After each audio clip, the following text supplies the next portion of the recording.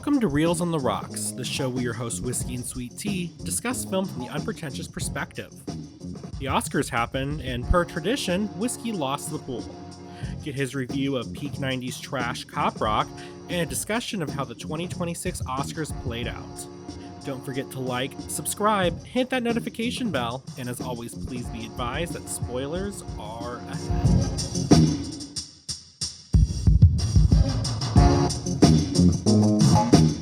Welcome back, listeners. First show. Hi, everybody. Post-Oscars, which, depending on your opinion on things, maybe either went really well or really bad. Actually had... I'm gonna say, anyone who listens to the show, can you guess who got more correct? Oh my god. Right? That's right! It was T, again! I remember I texted you and I was just like, you're like, who won? And I was like, me. It was close. I was doing really well. You were. Then one battle after another kept winning. I know. That was the upset. Because you and I were both... Yeah, so you and I were both, like, kind of rooting for Sinners. Yeah. But it sounds like you smartly, because I mean, and we'll get into like my opinion of the movie. I think I even said this in our finale, but like when I left One Battle After Another, I thought to myself, like, this probably should be Best Picture just because of the subject matter in it. Like, it's very, very like timely with everything going on. Right. And the Oscars is very political, so I do think that had something to do with it. Let's just be glad Ricky Gervais wasn't hosting this year. I feel like he would have had something to say about One Battle After Another winning. Conan did such a good job, and that's like apparently a real thing on the table, the whole like host for life thing. But man, and he did a really good job when Trump isn't even bitching about it. Right. You know what I like? Because he made a lot of political jokes, but I have not seen a single Truth Social thing about like canceling Conan or whatever. I don't know if he was just afraid of Conan or if he thought he was too funny or whatever, but I thought that was kind of interesting. Listen, the thing about Conan, and I'm just going to say this goes back to my days interning, and I don't know if you had the same experience I did. You know, there was always some people in the class who would get the opportunity to intern on the Conan show. And his set was always the one I would consistently hear positive things about. They always talked about how he was nice. Right, he was nice, he was approachable, he would talk to the interns, you know, compared with people who worked on the Ellen show, you know, just throwing that out there. But he consistently had positive reports coming in from the interns to our class. So I'm just saying, Conan, you're awesome. He's got a great... No. He's got a really good reputation, and he's also the only late-night talk show host that's actually funny. No offense to Jimmy Kimmel or Colbert or anything, but everyone kind of agrees that he's the one whose jokes land better. And he's got some funny segments that like make fun of the fact that he's out of touch. Like he does like a video game segment because he doesn't know anything about video games, where he plays it and just makes fun of it. And he's like, "What is this?" Just visually confused. And I also like he's also got that backstory of like he was going to take over. You know, and then Jay Leno like stole his moment.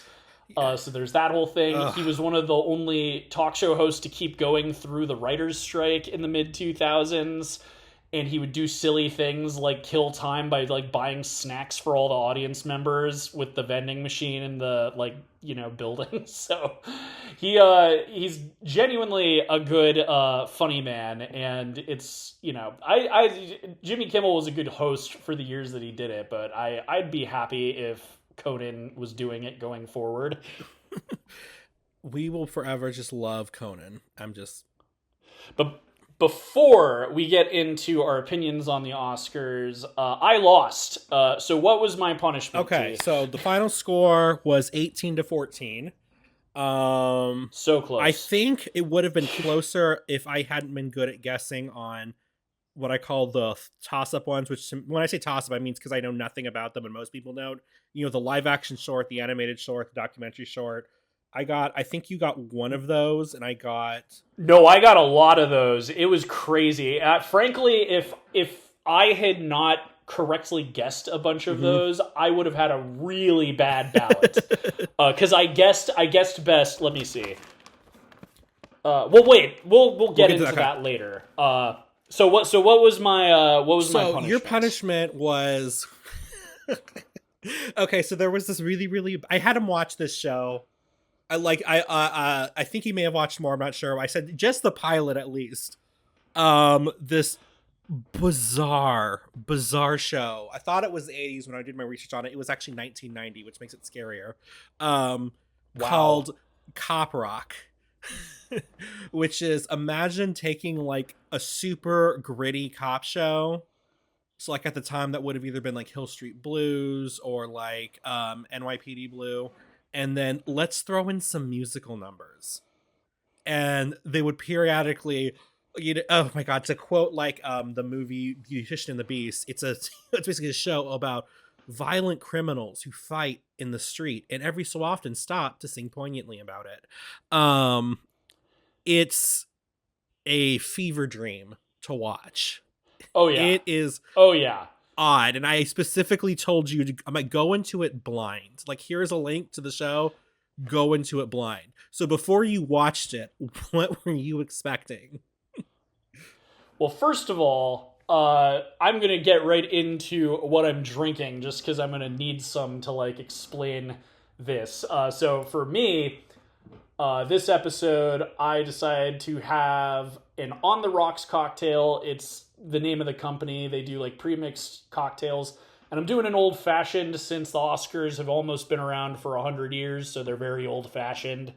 What are you drinking, T? So, because I won, and it's the Oscar episode, I thought it'd be just super classy and have a glass of Prosecco, because that's basically champagne, except it's not from Champagne, France. It's the same thing. But anyway, cheers to you.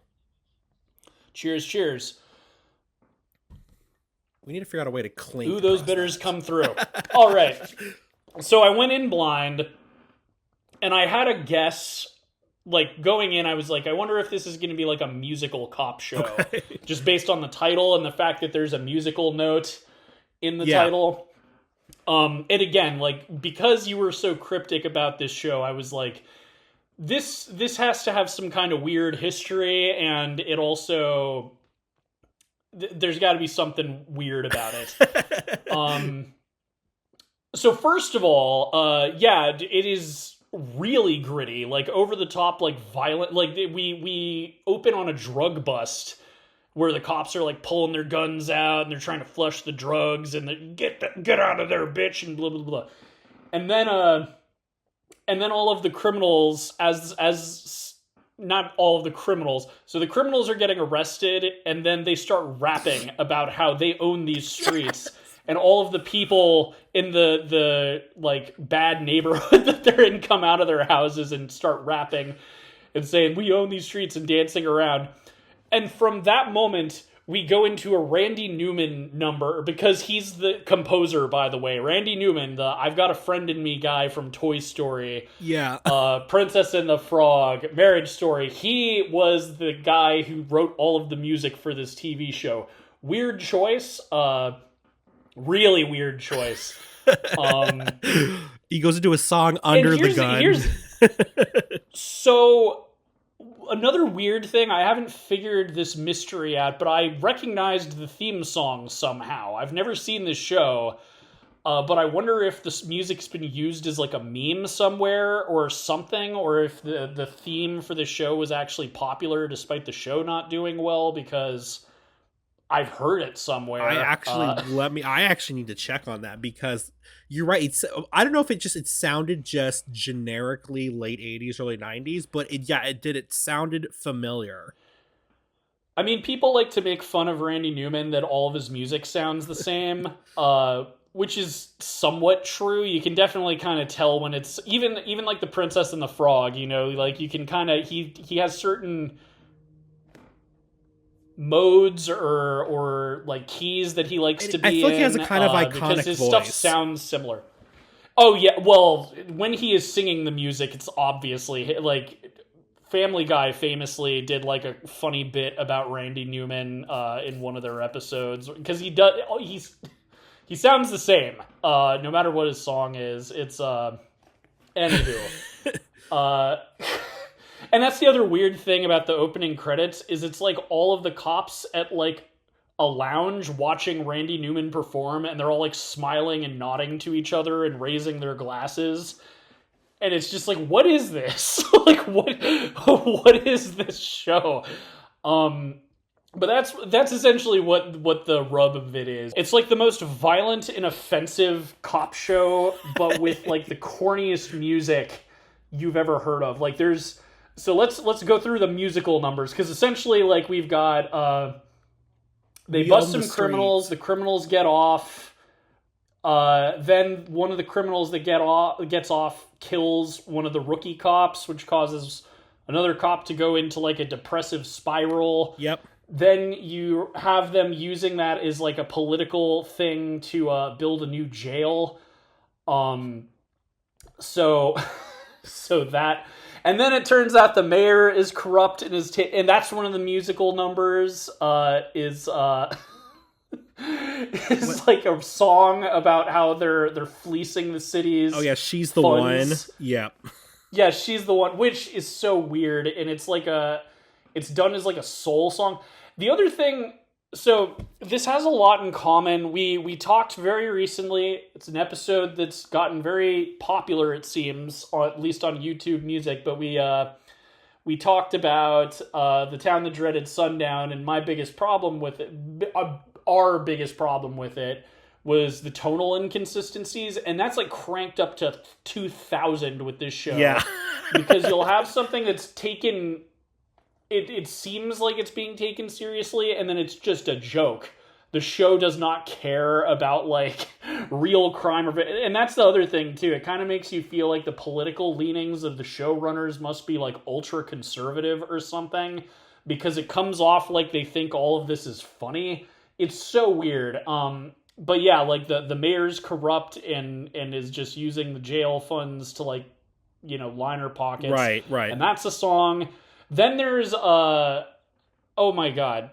So first proper song, we have the rap, and then the first proper song, one of the older, kind of nicer police officers who's like the forensics guy, his wife is sleeping with one of the other officers. And so like she just got done doing that, and she comes home and it's like, "Oh, I love you, honey." And as she's like going to bed, he sings this song. Oh, she chose me. And he's not good at it, by the way. Yeah. He cannot sing, whoever this guy is, and it's like, why'd you hire someone who can't sing with like that weird, gentle, timid voice? And it's, by the way, like all of these episodes are available on YouTube. I don't know if that's like legit or what, but if anything like sounds interesting, look this up, because it is fascinating. I'm probably going to finish the series because it is so bizarre and fascinating to see where they're going. Listen, and you'll get to my favorite song in episode 7. Let's be careful out there. Well, so the song that has me fascinated, that's apparently popular enough that they have it singled out in the videos on YouTube, is there's the Baby Merchant song. Oh, Sandman? No. Apparently... It's not that one. It's I forget what that one's called, but she sells her baby. But the fact there's a Baby Merchant song, like a Sandman, that's like the end is like when you find that out. But like I'm picturing like an evil villain song where he's like campily, like giddily talking about how much money he's gonna make by like trafficking babies. I don't know if that's what the song is, but when I hear the child merchant song, that's what comes to mind. Oh my God, I'm trying to think of what it's called. But so another song. Oh, so the thing where the guy's talking about his wife loving him. Yeah. It is literally When She Loved Me from Toy Story 2. I'm not even joking. Go back and listen to it. Like, listen to the Toy Story song first, and then go back and listen to it. He recycled Randy Newman just recycled that melody for Toy Story 2. I actually never noticed that. I'm gonna go back and listen to that now. My God. Go back and listen to it when we're finished recording. It is, I was like, is that it? Anyway, it's at least it's a similar enough melody that it sounds like the same song.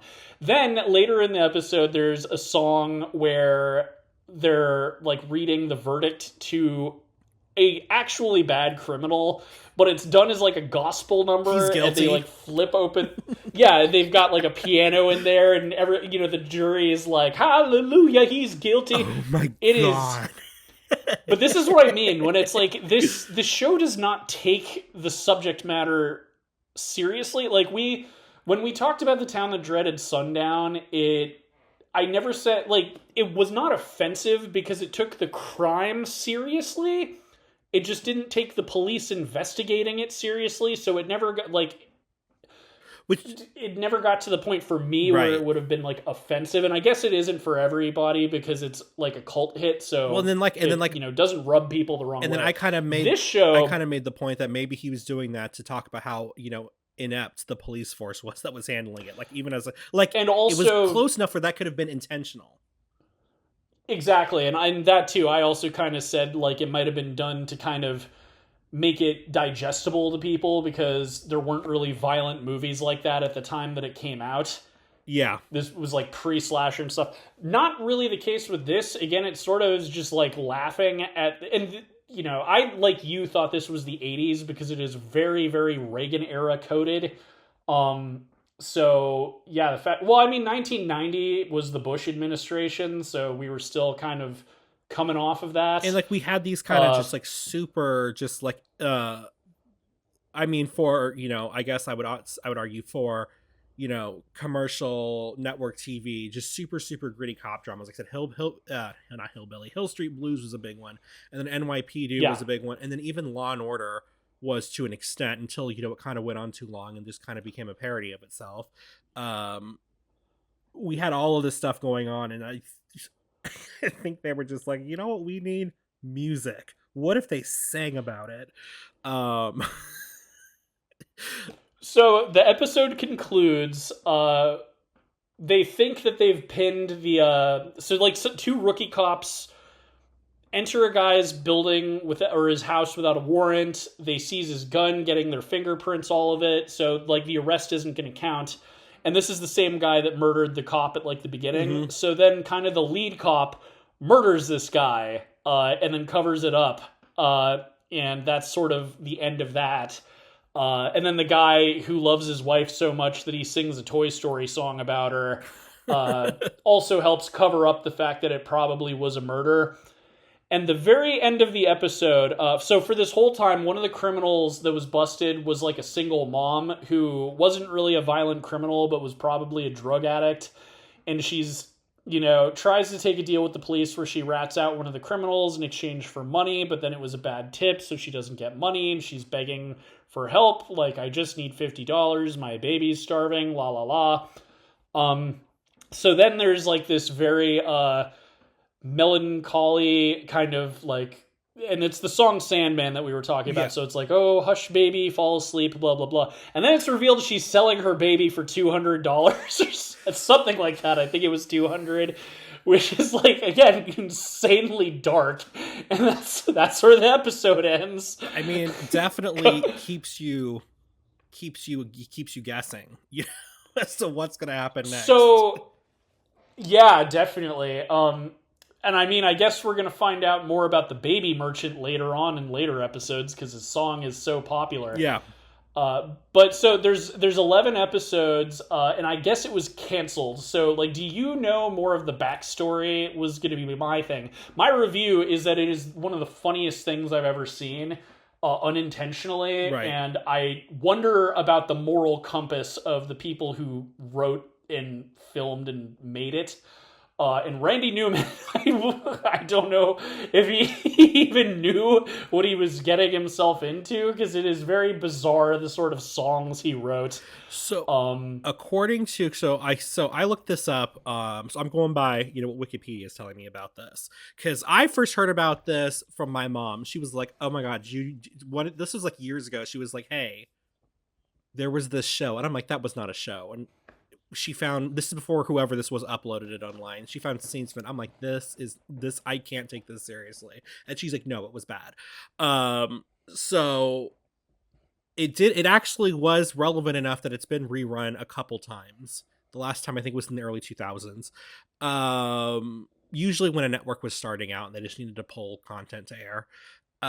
So this basically really started about is Stephen Boncho. He wanted to do TV. I guess ABC was willing to work with him. At the time, the head of ABC was Bob Iger. And so he was willing to go forward with this series. I guess he wanted to experiment. He came up with this idea. He originally wanted to do because Steve Boncho also created Hill Street Blues. He wanted to do a musical adaptation of it. This was kind of where the idea came from, and that never went anywhere. So then he was able to experiment later in the late 80s, and Bob Iger greenlit this idea for that. It's just a bunch of bad decisions, in my opinion. Because, like, Randy Newman is a good composer. I know at one point in his career he was considered cool, and maybe it was this period of time, but I feel like if I were going to have a guy do music for a cop show, I would have gone with, like, Huey Lewis. Mm-hmm. You know? Someone who's a little... Because Huey Lewis, especially in 1990, was still pretty cool. You know, he had that kind of music that conservative dudes like, and they probably would have said that musicals are gay. Yes. You know? So, like... The idea of trying to appeal to those people with a musical is such a strange idea. Because I don't think this is a bad idea on its own. I mean, like, you know, we haven't talked... It's on the back burner. We need to cover musicals on some episodes in the future. But, you know, like, Sweeney Todd is like a horror musical. Right. And you're dealing with, like, cannibalism and stuff like that. But it at least understands the tone that it's trying to set, and none of the songs... It has, like, comedy in it for some of the songs, but for the most part, it's, like, played straight, and it's, like, very serious, and usually the songs are talking about some pretty disturbing things. Yeah. I mean, or have, like, double meanings to them. Even, what is it? More recently, there's the musical Six, which I don't know if you know anything about it, is about Henry VIII's wives. I mean, again, they kind of set it more as, like, a rock concert, but you don't have a tonal problem. So like you said with Sweeney Todd, there's a way to put kind of two differing ideas like horror and music, or disturbing history and music altogether. Most famously, Hamilton. You have a, you know, historical story about the founding of the United States with rap music. Right.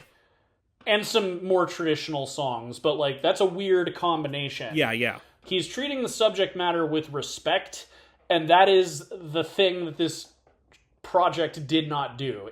There's some dark episodes coming up, so enjoy that. Oh. I mean, darker. My review, if you're into So Bad It's Good stuff, check it out. It's an oddity, a very, very crazy oddity from the late 80s. Even if it's 1990, I'd still consider this like a relic of that period of time. But let's get into the Oscars. So, overall, I'd say everyone felt like it was kind of a mixed bag. I talked to you a little bit. I've talked to a couple of different friends. I had one friend who straight up just didn't watch the Oscars because he was upset that No Other Choice didn't get nominated for anything. I'm still upset that Kiss of the Spider-Woman was snubbed. I still think that was snubbed.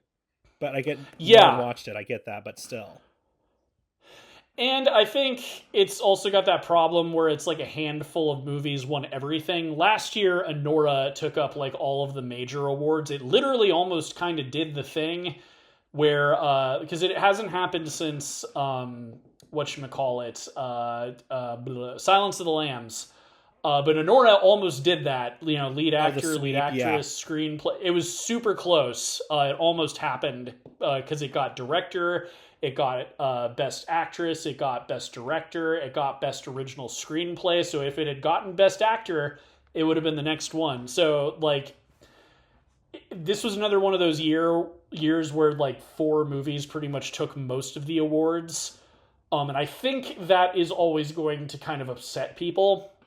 But I feel like no one was outraged by this Oscars. And one thing, I know you feel this way, I know another friend I talked to feels this way, and frankly, I feel this way, despite me hyping the movie up so much in our finale.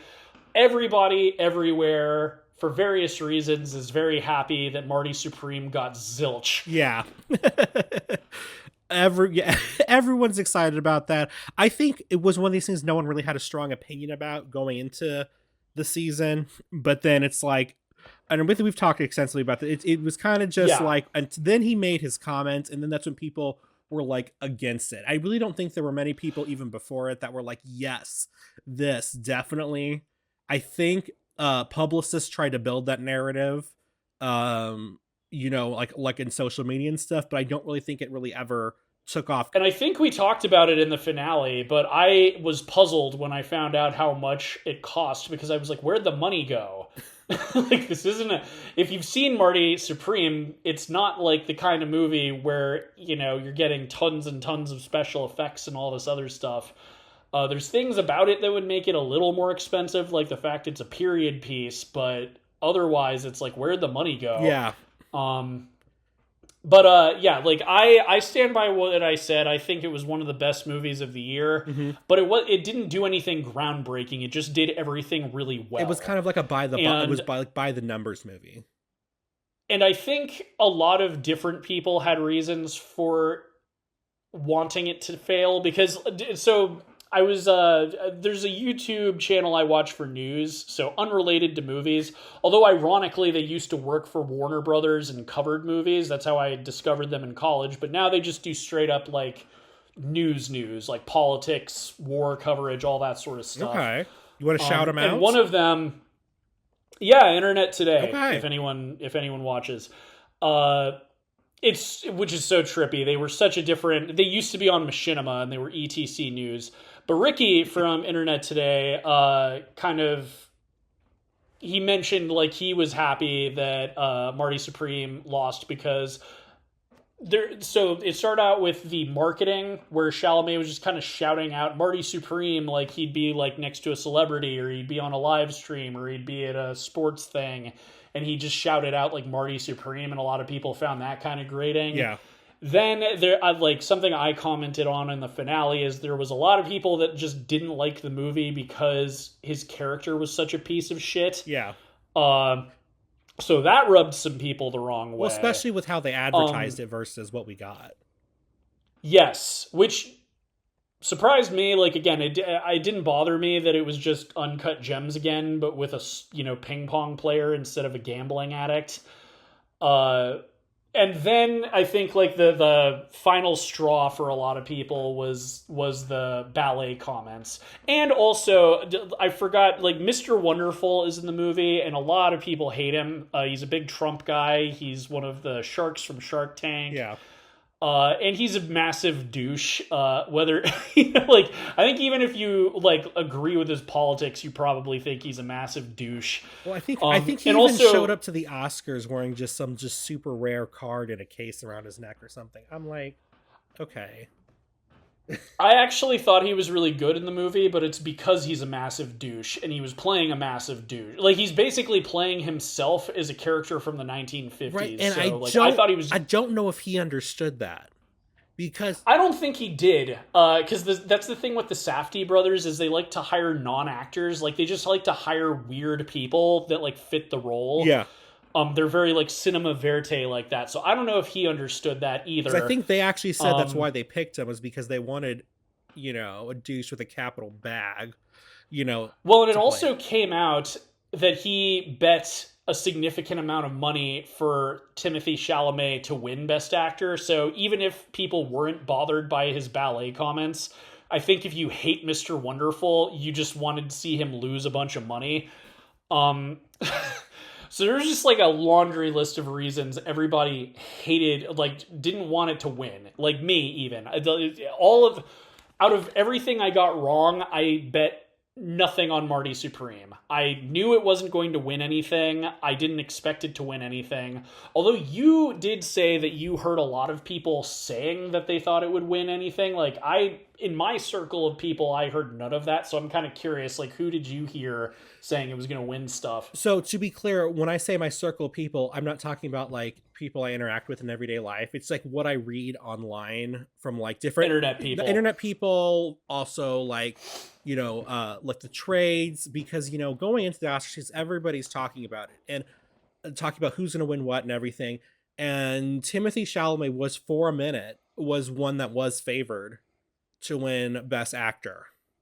And I think what really pushed it out of the way, him out of the way, is the Hollywood. Well, it's no longer the Hollywood Foreign Press Association because they sold the Golden Globes. But when he won the Golden Globe for his performance, there was a sort of minor uproar about that. I mean, like for me, it was like I saw, at least online, really, and even like industry people were speaking anonymously that we don't understand, why that was given. But then again, this is also the new Golden Globe, so we're still not sure how they particularly vote on certain things. I personally think that he won it because as a now that it's been reformulated as a younger award show, the Golden Globes is trying to maintain relevance with younger generations, and Timothy Chalamet is a beloved figure. And I also kind of thought, before there was a bunch of talk about it, that he might win the award based on that alone, because the Oscars is also something that's struggling to be relevant and capture younger viewers, and they know that. I don't think it's like naive. I don't think it's like tinfoil hatty to say that they may vote to keep it alive. I think that's incredibly possible, but was kind of something else I was considering at the time. And it really wasn't about until 2 or 3 weeks before, even before the ballet comments, that I really hadn't heard about him being relevant in the leading actor Oscar nomination. He's been nominated a number of times. My thing, again, I gave Marty Supreme a 4 out of 4. I don't give those out lightly. This was not his best performance. He's good in it. He gives, he plays a very believable asshole. But like last year, he was nominated for his Bob Dylan movie. And he was really good in that. I think I might have watched it after the fact, like after the Oscars, but when I watched it, I was like, oh, wow. Like, he learned how to play guitar. He's got a solid singing voice. He's doing the Bob Dylan voice perfectly. Right. Like, he's not cartoonish. So, like, that performance was more worthy of an Oscar, in my opinion. Like, part of the reason I didn't bet on him in this year, I mean, I don't think he should have been nominated. No offense. I in private conversations with T, I usually am the one defending Chalamet, but this was not like an Oscar-worthy performance, as good as it was. Again, he did what he needed to do, but this wasn't like an awe-inspiring performance. Right. And what's funny, I guess this is kind of outing me as like not paying attention to the Globes. I knew a bunch of things that won at the Globes, but I did not know that he won Best Actor at the Golden Globes. That's actually crazy. Yeah, because people were like, really? They picked him over Michael B. Jordan for that? Because if we think about the Best Actor, well, of course we had Leonardo DiCaprio, and he was favored for. He was also pretty well favored because One Battle After Another was so heavily favored and well received, and so he was also favored. But I think the consensus, and I will say I am a little bit in a bubble of, when I read, for the most part, reactions and stuff from people, the people I read from do tend to skew younger. They were more interested in seeing Michael B. Jordan win. Everybody was. I think that win made everybody happy. Yeah. He's who I bet on. He's who I thought deserved it the most out of all of them. There were some great performances, though. Like, I saw it literally was like the day before the Oscars, I watched The Secret Agent. Yeah. Phenomenal. That movie, that lost I lost you an Oscar right there. It lost me it lost me a point, yeah. But it made me angry. Like, I will say, I have not seen Sentimental Value, but I loved The Secret Agent. That was such a good movie, and so he definitely deserved Best Actor nomination. Yeah. Like, that was fantastic. But Michael B. Jordan, everyone was happy. I have not heard a single person be mad about that. I think it's one of the ones that's like consensus. And, you know, Leo did a good job, but it was not, it's the same as Chalamet. It was not like an awe-inspiring performance. He was very good. One thing I guess I didn't talk about, we don't spoil the movies during the finale, or at least we try not to. Given what the thing that made me like his character, which I haven't liked his character in a movie in a decade at this point. He's been playing bad guys for a while, and he's good at it. But it was just like kind of sad seeing this washed up druggie like desperately trying to save his daughter and screwing it up constantly. Like, they played it for laughs in the trailer for the movie, but when you actually see one battle after another, it's really kind of heart-wrenching, because it's like he used to be this like hardened freedom fighter, and he's washed up and he can't save his daughter. And which makes the ending super tense, because it's like he's probably not going to get there on time. He's doing the best he can. So it's a good performance, but I kind of put it in the same category as Marty Supreme, where this is not going to be like a role I think of when I think of Leo. Yeah. It was everything else in the movie that made it memorable, not necessarily his performance.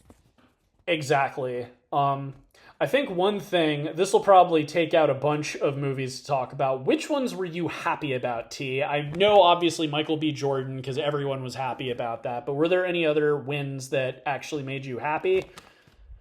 Not really, and I kind of want to circle. And I kind of like when I say it didn't make me happy. I mean, I don't mean I was unhappy.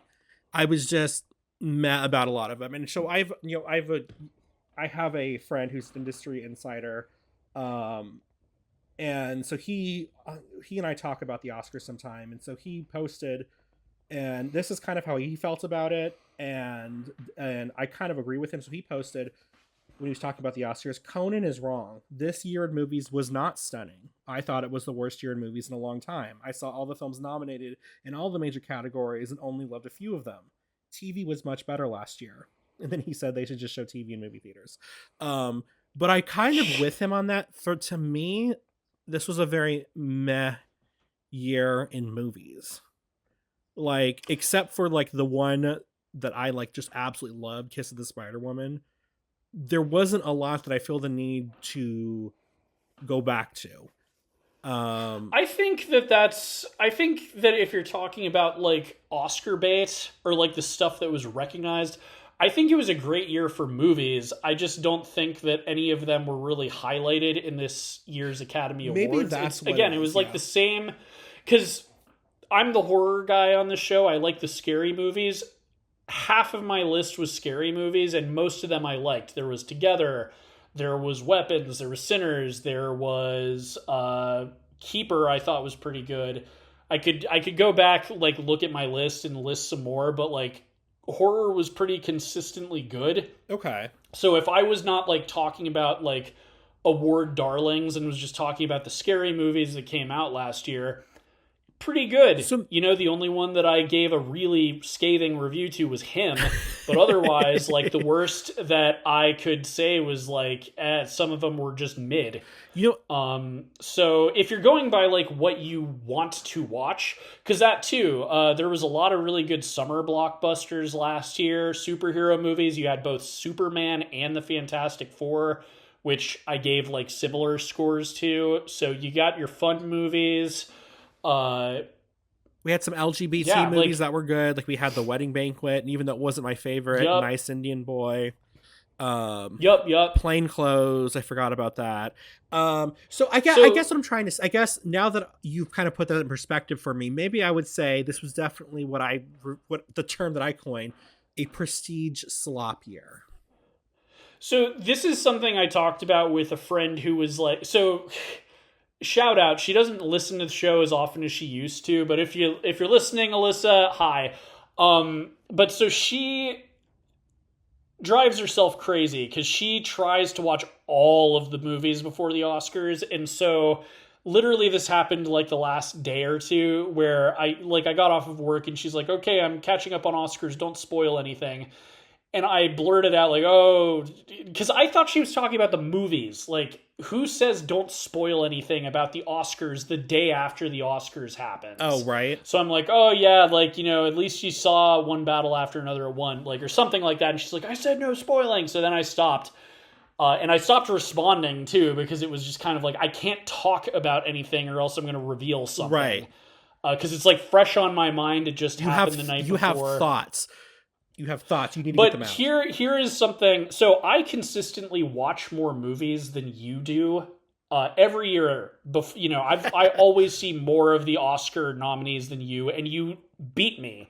Why is that? It's because the Oscars are political, Yeah. and not like Democrat Republican. It's because like it's a game. You put out the for your consideration ads. It's like it's something I'm always explaining to people, like when they're, oh, I don't think the Best Picture was the best movie of the year. Well, it's more about like producing and like how they marketed the movie and how well it did, and like things like that. Well, for years, Um, Harvey Weinstein was essentially able to buy the Best Picture win. yeah, well, and so like with the Best Director this year, it's we literally just talked about Phantom Thread, which you should listen to that episode. Yes. But Paul Thomas Anderson, I talked about it in that episode. He's consistently good. I like also that he's not like all. He doesn't have like some quote unquote style he adheres to. Right. I like that about him. Like each one of his movies feels different than the other ones. He's not like a Tarantino where he has to have the snappy dialogue and the like underground rock music and the foot shots. Like he treats each one of his projects as its own thing. Yeah. Where like we just talked about Phantom Thread, that is a very different vibe from One Battle After Another, because One Battle After Another is like a gritty underground, like it was inspired by like this 1950s countercultural like book. And there's a lot of nods to the Battle of Algiers in the movie, so like it's its own thing. But this felt to me very much kind of like Oppenheimer 2 years ago, Yeah. where this is a director who has been celebrated and has been nominated for basically almost every movie they've ever directed, but hasn't won yet. And I thought this was the Academy just deciding he deserves it this year. Whether it's his best directing or not, like it's his time. And that's like a thing that like makes people angry. Like, well, shouldn't they just, base it on which was the actual best directing? Yeah. But the Oscars are political. And so that's why I bring up that you have not seen as many movies as I have, and you beat me every year because you know how the Academy voters are going to vote. Yeah. And I do think, And that's really what you're doing when you play, you print out the ballot and you do the same thing that T and I are doing for the show. You're not thinking of what is the best movie. You're thinking of what are they going to vote is the best movie. right. Well, I learned, And that's what makes people mad at the Oscars, is because it's not really about that. well, and then I think I've talked to you offline about this too. I've kind of sort of been, I did believe sort of more in the Oscar. I kind of knew all of this stuff was happening behind the scenes and how the awards are won. I still sort of believed in it a little bit more than I do now. I'm a little bit, right now at least, disillusioned with them. And I have been since the whole fiasco with the way that Barbie was treated at the Oscars. Because I thought Barbie was really good, and I thought it was like a lock for production design, costume design, because of all the intricacy they go into making this stuff look plastic. They build giant, basically plastic toy. It was wild. Like the production side of that movie is impeccable. And people disagree with me, but I do think that the Academy was concerned that they were going to have a movie that they saw as a kids movie win these major Oscars, and then luckily for them, Poor Things came out, and it was a period piece, and it had some good costuming, production design, and that kind of helped, and that kind of allowed them to kind of vote the way that they wanted to, really. And I also did, so that was just one of my big disillusionment moments, because when you watch both of them, they both have great stuff, but I do still think Barbie did such, their production design was like above and beyond. and their costume Barbie was too. treated the same way that Harry Potter and the Deathly Hallows Part 2 was treated. It was there because people wanted to see it there. Yes. And because there's 10 nominations for Best Picture, so let's throw it in there. Right. Although I will say, I do at least like that they nominated it for, like, because it did get Best Director, or it didn't win, but it was nominated for Best Director, It was right? not. It was not nominated for Best Director. That's right. Okay, so this is the problem. this right here. No, but no, it was Deathly Hallows Part 2. And no disrespect to that movie, but it was like when that movie came out, it was like a big fan campaign to get it nominated. It was like an end of an era movie. I see that. Yeah. Yeah. But there was no way, and I remember when that came out, I'm like, there's no way it's going to win. Because as good, and it was a good movie. Like, I thought it actually deserved the nomination for Best Picture, and I think it won for stuff like costume. Like, it won some of the other awards, like for costume design or something like that. But there's no way in hell it was gonna win. And that's kind of the same thing with Barbie. They were there. It's like, oh, people like it. It's a good movie. It's like the highest grossing movie of the year. Let's put it on the list. Yeah. Another example is Black Panther, and that one they like wanted to make its own category. Oh, achievement in popular cinema. Right? So that's another one where it's like, oh, the kids like it. Let's put Black Panther up for Best Picture. Yeah. And that too, like Ryan Coogler, I was disappointed he lost, but he'll be back. I feel like he's been nominated like 3 separate times for Best Director, so it's only a matter of time. It's probably going to be like a Paul Thomas Anderson or Christopher Nolan situation. It might be his like 9th film or something, but Coogler's coming. He's going to win it eventually. And I'm going to just go ahead and say that I don't think that, you know, with his career, I think his career is still on the rise, you know, as he's going on. Yeah. And I don't think this will be his best movie when we do a retrospective years later. I think it'll be one of his best. I'm excited for Sinners it'll be one of his best, but it won't be like, I think this will be like a signature movie of his, but I don't think it will be his best. It was still good. It wasn't like my favorite. I got you. It's definitely my favorite Ryan Coogler movie. Like, you can put that down. He's plenty of good ones. Like, Black Panther is one of the best MCU movies, period. I haven't seen Creed, but I know that one's like good. Everyone knows it's good. But just based on like my taste and also just how weird and out of the box the idea, like, oh, let's do like a vampire period drama musical sort of. Yeah. Like, that's such a cool, weird idea. I think you said this, and I actually can't wait for the stage musical adaptation of those. Broadway. Yes. I'm telling you, give it 10 years, there will be a Sinners on Broadway. They will add a few blues songs, and it's going to happen, and I'm so excited to see it when it inevitably happens. So, but yeah, Coogler, I know some people, Spike Lee, like, spoke out and was, like, mad about it and everything like that. It's coming. I think he's going to be just like Nolan and P.T. Anderson. He's going to eventually get it way down the line, long after people thought he deserved it. Right, and he's already known for quality filmmaking, regardless. So, you know, the award I felt the most happy about was cinematography. Yes, because So I'm going to shout out. You gave it to. Hold on. I won. I know gave you it won. To the winner. You gave it to Sinners. I think I gave it to One Battle After Another, if I remember correctly. Oh, interesting. That one was good too. I'll shout this out since we're on this topic. So like, I was getting bombarded on social media with fun facts about like all of the movies.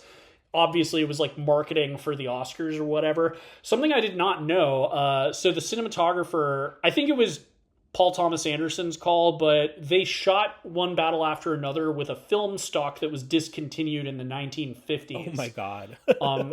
And it's like a 68 millimeter. It's like the thing I read went into a lot of detail about it. But that's the sort of stuff, like, I like that attention detail. And it looked good. It was definitely one of the best shot movies of the year. It's one of the things, like, again, coming out of it months and months ago, I was like, it's going to get up for Best Picture, Best Director, Best Cinematography, Best Editing, probably Best adapted screenplay. At the time, I did not know it was based on a book. Maybe I did. Like, I think it was in the credits. Anyway, Yeah. great cinematography. I'm going to shout out Train Dreams. I don't know if anyone saw that. The same friend I was just talking about before, who was trying to watch all of the Oscar movies, that made her mad. She wanted Train Dreams to win so bad for cinematography. And after I saw Train Dreams, because just like every other year, I do my list before I've seen all of the movies, because I'm still seeing movies like days up until the Oscars. Yeah. So after I saw Train Dreams, I was thinking, oh shit, I might lose that point. Because it's beautiful. It's a really well shot movie. I think that if Sinners was going to lose to anything, it should have been Train Dreams. It's the best looking movie out of all of the nominees. And I'll say that, like, warning to anyone who hasn't seen it, it is depressing. It is the saddest movie of the year. Oh, okay. Well, that's good to know. It's really good, though. And it's also really short. It's like an hour and like 40 minutes. Like, it's a really short movie. But it's very sad and beautiful. But Sinners, we have history was made because it was the first woman to win cinematography. And I've mentioned this on the show before. People talk about director all of the time. So 75% of the movies I have seen this year were directed by a woman. Oh, wow. This is a good thing, yeah. By the way. I'm just saying that, like, the tides are shifting in that area. In cinematography, it is one of the still male-dominated fields. So this is the first time, and not only that, but she's mixed. She's African-American and Filipino. So it's the first woman and first woman of color at the same time to win Best Cinematography. So, Autumn Durald Arkapaw, great job. Another award category I was worried about, because last year I so arrogantly said that I'm very good at guessing the best film composition. Yeah. I got it again, so I'm not wrong. I still did it. But I mean, that was enough. This guy, and it's funny too, when I was... The one that was wild to me that you missed, and we talked about this. Oh, sound. Was sound. Like, I don't know what I was thinking. Who did you vote for? Oh, you voted for Sinners. So I went with Sinners because I wanted Sinners to win a bunch, because it broke records for the most nominated film ever, beating Titanic, Lord of the Rings. Last year, 2 years ago, there was that awful movie about the trans drug lord that was tone deaf and also didn't see that whole thing. Perez. That was the previous. Thank you. Yeah, that one. That was like the previous record holder, so it beat that out. So my thought process for that was that Sinners is about music, so the sound mixing had to be really good. But I forgot that the Academy really likes loud noises and engine sounds. Yeah. Again, it's like, not to say that F1 doesn't deserve it, but this is what I talk about when I'm saying the Oscars are political. Sound designers that vote in that category like specific sound design, and they always go for the stuff with like loud engine noises. Like back whenever Top Gun just came out, that was the winner that year. So it's like a thing they like. It's very easy to guess once you kind of see the pattern. So I should have given it to F1, but I gave it to Sinners because I thought, it's like music and sound and all that sort of stuff. Now, but Ludwig Göransson, I hope I feel bad if I'm mispronouncing his name. He has won 3 times. He's definitely going to go down as like one of the good, like the best composers. I don't think this is going to be his last Oscar, and this is his second time winning for scoring a Ryan Coogler movie. So okay. That's cool. And he also scored for Oppenheimer. Okay, yeah, and that was another one that had a big, soundtrack to it too. So it's funny, I guessed correctly with him, but I remember when I was writing his name down, I was like, that's weird. He sounds familiar, and it's because I guessed he was going to win back when Oppenheimer happened. And Let me see. And then I'm trying to think. So if Best Actress was like a no-brainer. Yeah, Jessie like, I'm Buckley, she was, guessing like, you the guessed only it one- correctly. she's the only one that I had really heard of as being a front runner. So if you have not seen Hamnet T, you haven't seen it, right? I haven't. No, my friend. See it.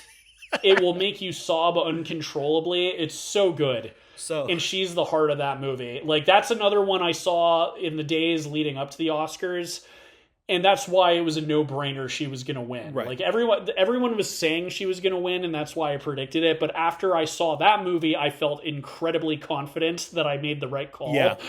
It was like, oh my God. So great job with her. Also, she was amazing in The Bride.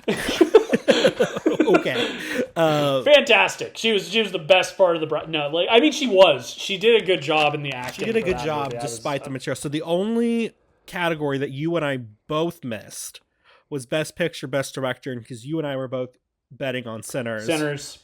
Yep, We both got actor, actress right. We disagreed on supporting actor. You gave it to Sean Penn. Yeah, so and I gave it to Benicio del Toro. So Lockjaw was I know I told you this like privately outside of the show. He was like the best villain of the year. Yeah. And he's funny. He's intimidating, but he's also a doofus. And that same friend I keep bringing up. This will be the last time I bring it up, but this was just such a funny theory that she had. So Lockjaw has a funny way of walking in the movie. Oh my and God, yes. At one point in one battle after another, he gets pegged by Leo DiCaprio's lover because they're having like a secret thing. And that's like a whole plot point in the movie is like he thinks that he had a mixed baby with this woman and he's trying to get into a secretive white supremacist cult. So that's the whole point of the movie is he is going to kidnap Leo DiCaprio's daughter to perform a DNA test, and if she is his daughter, he's going to kill her. Dark stuff. Really dark stuff. But, so her theory was that because he got pegged, he liked it so much that he walks around with a butt plug in permanently. Oh, yeah, I remember you. I love that theory so much that in my mind it's canon. I just couldn't bring myself to vote for Sean Penn because he's just he's just he's become such an unlikable person recently. I'm not a fan of him. He's a dick. He's always been a dick. The one thing I will say about him is at least he puts his money where his mouth is as far as his humanitarian causes. Like, as much as he's such a not fun guy to talk to, like he spends most of his time like in third world countries giving food to kids. Okay. So it's like, you know what I mean? Yeah. It's and that I don't know what he was up to because he didn't attend the Oscars. I love though that when he said he's not here, or I guess he didn't want to be. I love how he actually said that. He's been like that, but I mean, he's a good actor. Like Milk is one of your favorite movies. I actually forget that that's a good him actor because Harvey Milk's so likable.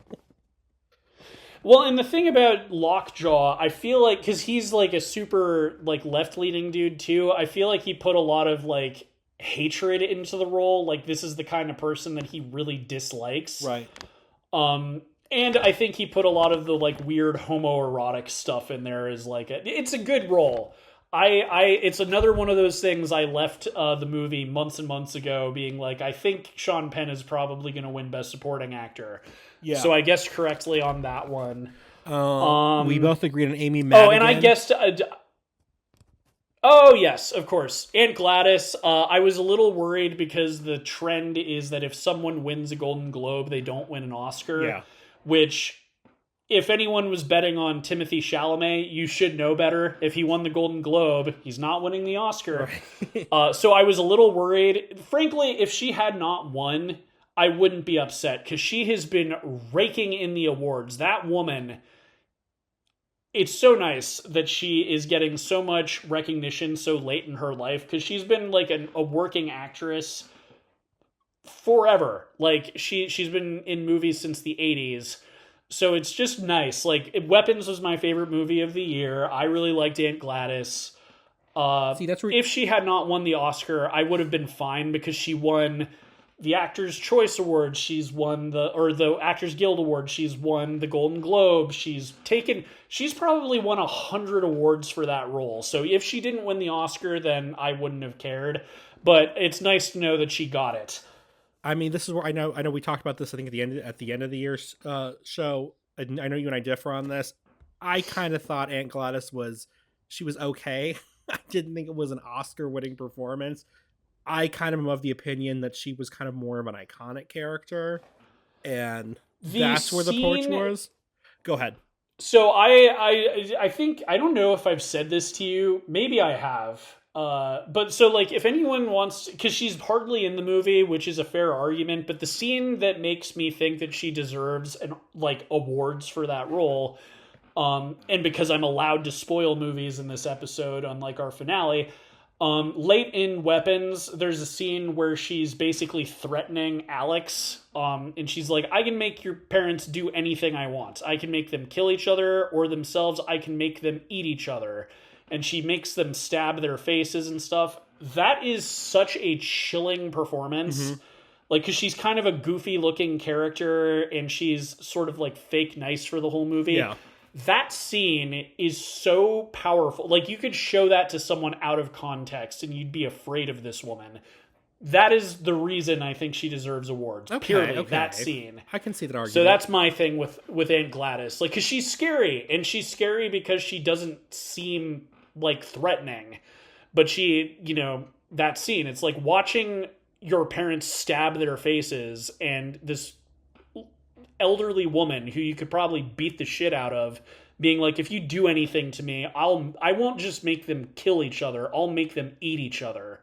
Like, that's scary. Like, that I've said this before, Weapons isn't that scary of a movie, but the latter part of it is, and it's because it's a defenseless little boy who's being abused by his aunt. Right. Like, you could take all the magic and the witch stuff out, but that is what's happening, and that's scary. Let's see. So we got that. So, adapted screenplay, one battle after another. That was obvious. Original screenplay. Oh, except for you. What you voted? Who did you vote for adapted screenplay? Hamnet. Okay. Which is a good guess. It is a good guess. I can see that as a guess. Sinners for original screenplay. Visual effects I probably should have gotten. I was just kind of, again, so my reasoning with F1 is that they actually did all of the visual effects were like real. I thought it was going to be a Top Gun situation, because that one visual effects, because they were really flying the planes. Right. So I was thinking, because F1, everyone was saying, oh, it's one of the best films of the year. I haven't seen it, but I know that the actors actually had to learn to drive those cars, and they strapped cameras to those cars. So I was thinking it was going to be a Top Gun situation where it's like, that's the reasoning behind it. Also, I found out this is the third time Avatar has won. I forgot that they won for the Way of Water. Yeah. I've been defending Avatar when T and I talk about it, but it doesn't need to keep winning visual effects. Like, no offense, it's not doing anything groundbreaking anymore. Yeah, but this was my favorite Avatar movie, by the way, and it's like, it looks good. What else can you say? They're doing the same thing they did the last two times. So but it's James Cameron and special effects. It's like the that they're going to award that. Yeah, so I guess when Avatar 4 comes out, I guess that's just going to be my automatic guess. I think the other reason I decided not to go with it is that the critics didn't like Avatar Fire and Ash, so I was like, oh, he's out of the boys club at this point, I don't know.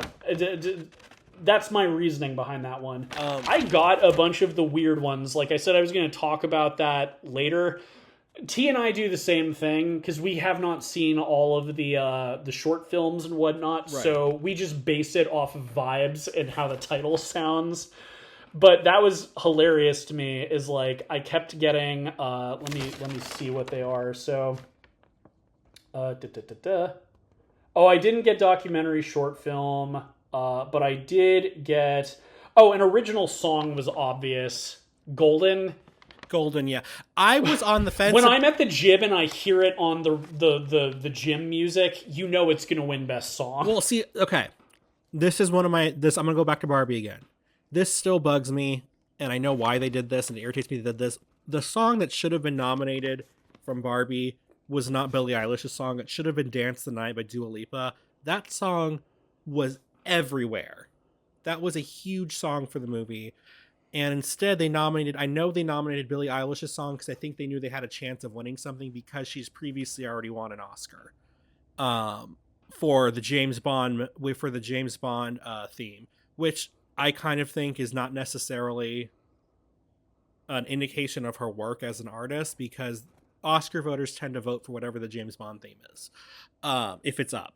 So, but because she'd already won an Oscar, she was considered worthy enough to be a winner, and they knew they had a better chance of her winning with that. But I kind of think I was worried they were going to think with this song that it was too commercial, because sometimes they're like that. And that was also what I was concerned about with animated film, even though I voted for K-pop Demon Hunters. I thought about voting for Zootopia for the same reason, because I thought they might think it was too commercial, because that's why they didn't give Best Original Song to Everything Is Awesome from the Lego Movie, even though it deserved it.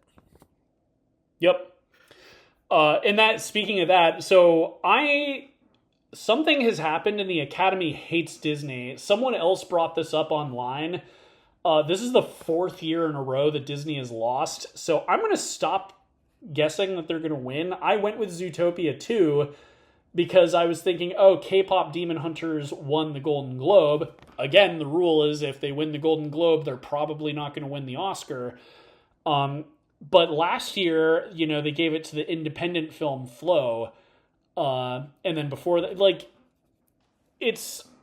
I'm not going to vote for Disney movies anymore, because I feel like, I don't know, unless something just really phenomenal comes out, it seems like the Academy's over it, which is interesting because for a long time, it was just a layup to assume that they were going to give the Oscar to a Disney movie. Right. So it's kind of, I think... Even with the people who didn't vote all the time, they would say they would just vote for what... I mean, you didn't watch the movies. They said they'd usually just vote for whatever the Disney movie was.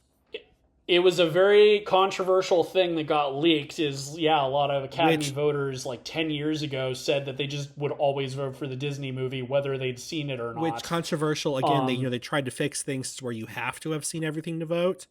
So I guess, they have their own portal they log into or whatever, and it tracks, and they have to watch the movie through the portal, and it tracks it. Well, I guess it came out this year that some of the people, specifically with Marty Supreme, they would turn it on and then mute the movie and just go and do other stuff, just so that it would play through, so then they would be eligible to vote.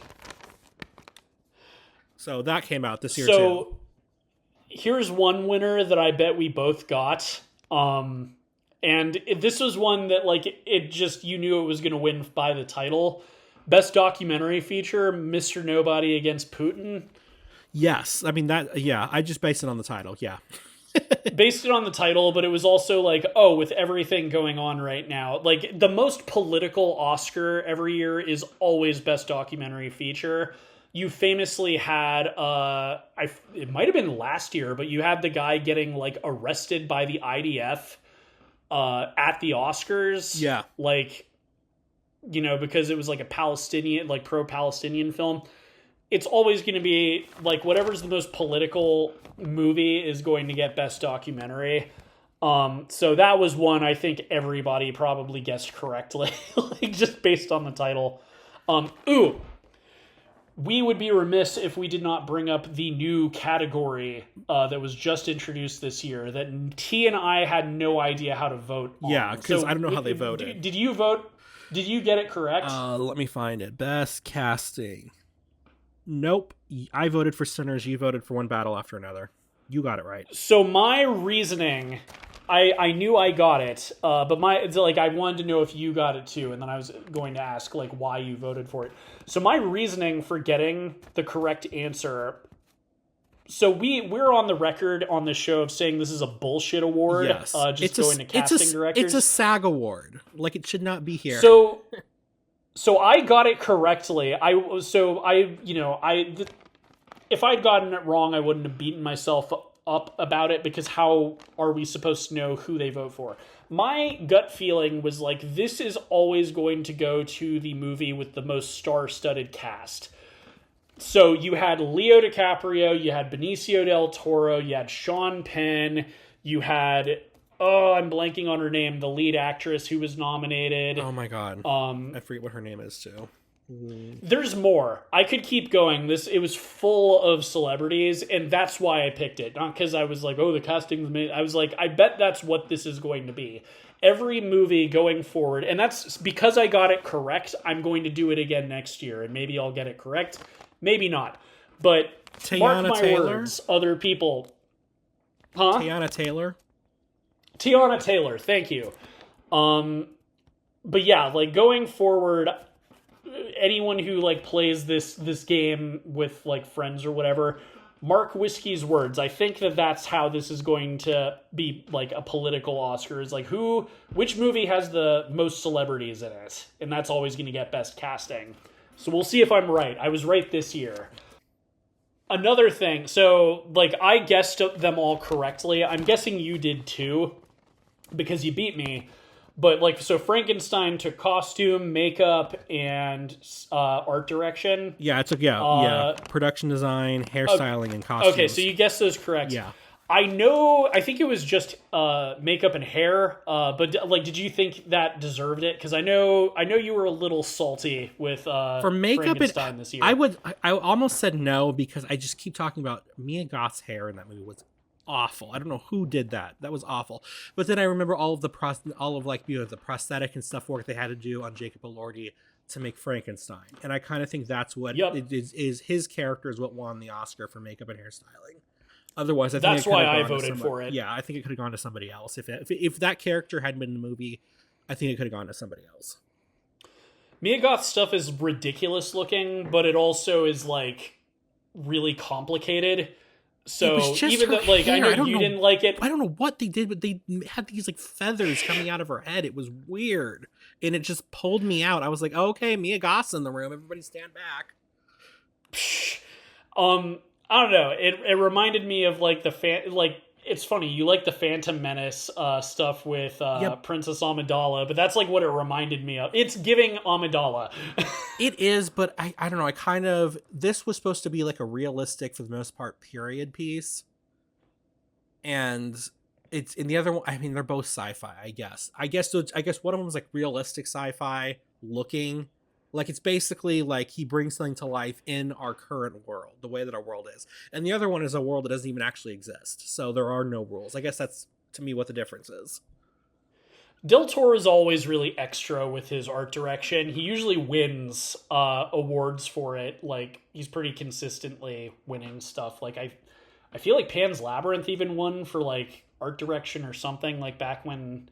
Probably. Maybe not. Maybe it just won for foreign language film, but I know it was probably like nominated at least. Did it win for some reason? I'm thinking it didn't win for foreign language film. I feel like it might have won more stuff. I know it won best foreign language film, but like they like his art direction, they like his costume design, they like his makeup effects. Generally, he's usually a lock for those categories, so that's the other reason I went for it.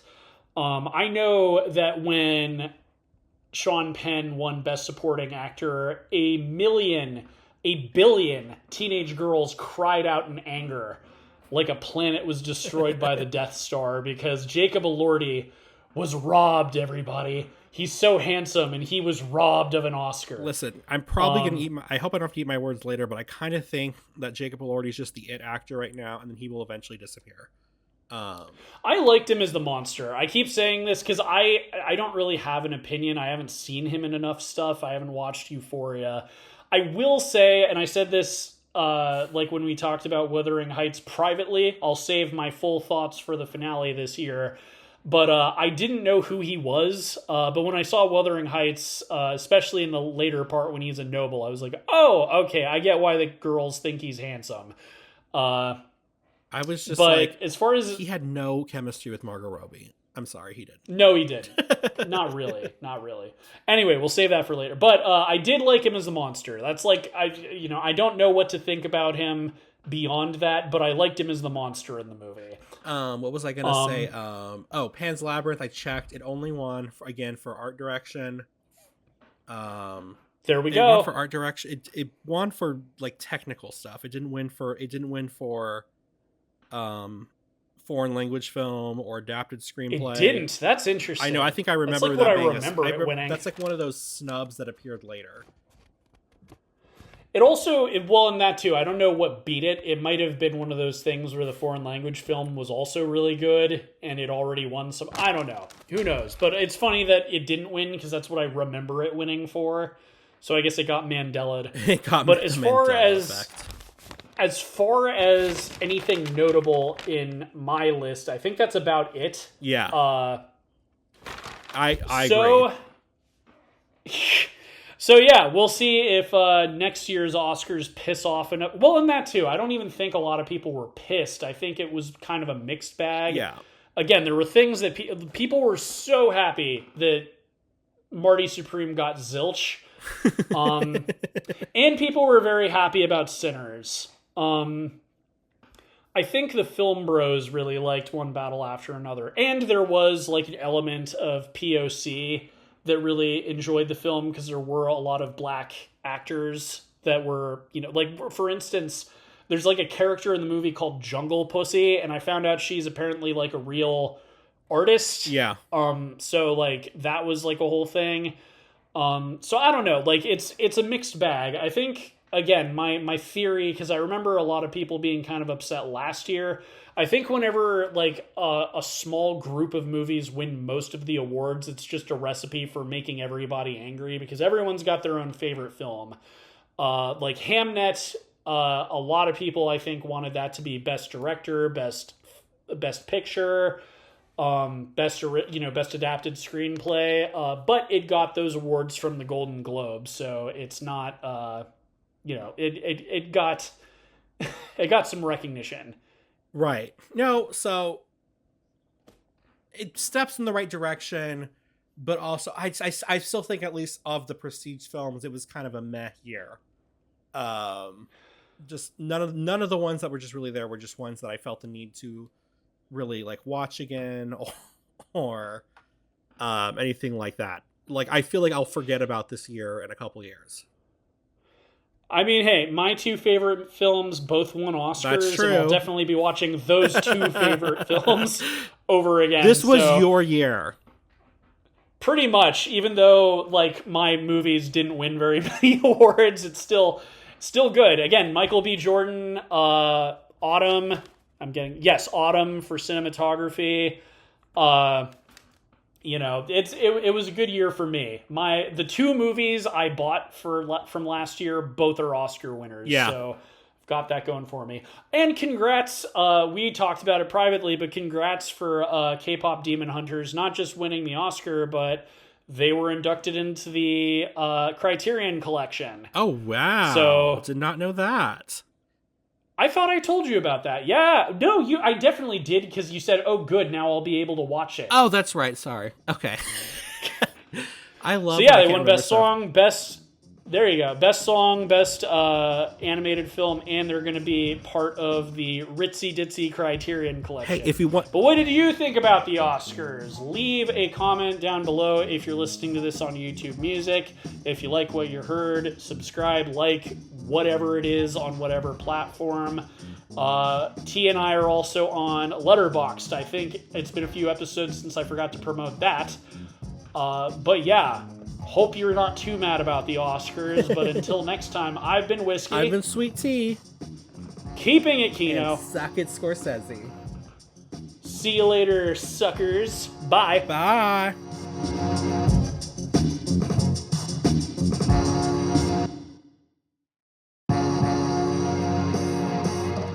Reels on the Rocks is a production of La Prince Laboratories. It is edited and produced by Alejandro Castillo and programmed by Jamie King. Original music is provided by Pat Mars and original artwork by Asa Esparza.